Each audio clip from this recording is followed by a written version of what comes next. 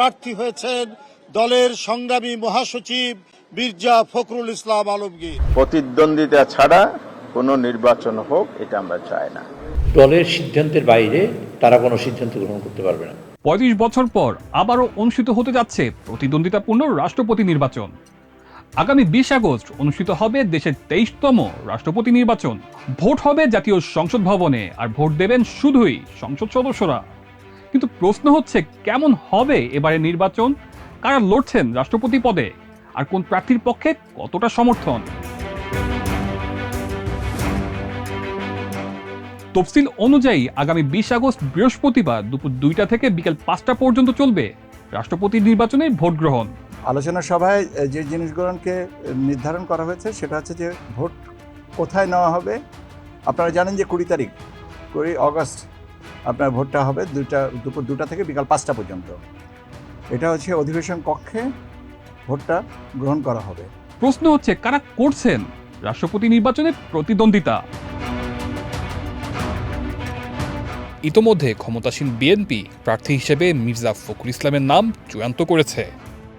বাংলাদেশ জাতীয়তাবাদী দলের রাষ্ট্রপতি প্রার্থী হয়েছেন দলের সংগ্রামী মহাসচিব মির্জা ফখরুল ইসলাম আলমগীর। অন্যদিকে জামাত ইসলামীর নেতৃত্বাধীন ১১ দলীয় জোট রাষ্ট্রপতি পদে এলডিপির চেয়ারম্যান কর্নেল অলি আহমদকে প্রার্থী করেছে। আমরা এখানে জিতবো কি হারবো এটা নয়, আমরা প্রতিদ্বন্দ্বিতা ছাড়া কোনো নির্বাচন হোক, এটা আমরা চাই না।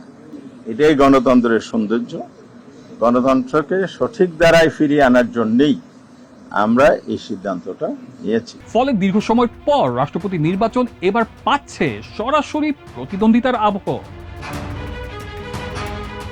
অনেকেই জানার আগ্রহ, কিভাবে হবে এই ভোট। জাতীয় সংসদ ভবনের ভেতরেই বসবে ভোট কেন্দ্র। সংসদ সদস্যরা নির্ধারিত বুথে গিয়ে ব্যালটের মাধ্যমে পছন্দের প্রার্থীকে ভোট দেবেন। রাষ্ট্রপতি নির্বাচনে ভোটার সাধারণ মানুষ নন, শুধু জাতীয় সংসদের সদস্যরাই ভোট দেওয়ার অধিকার রাখেন। অধিবেশন কক্ষে মাননীয় সংসদ সদস্যরা তারা অবস্থানে তাদের আসনে বসবেন।